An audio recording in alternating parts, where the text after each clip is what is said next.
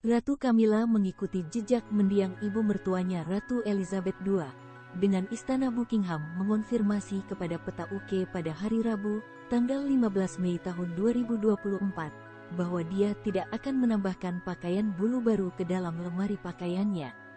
Peta memuji Ratu Camilla dengan segelas darah terbaik karena telah menjadi ratu sejati dengan berdiri bersama 95% rakyat Inggris yang juga menolak memakai bulu binatang, seperti yang ditunjukkan oleh jajak pendapat.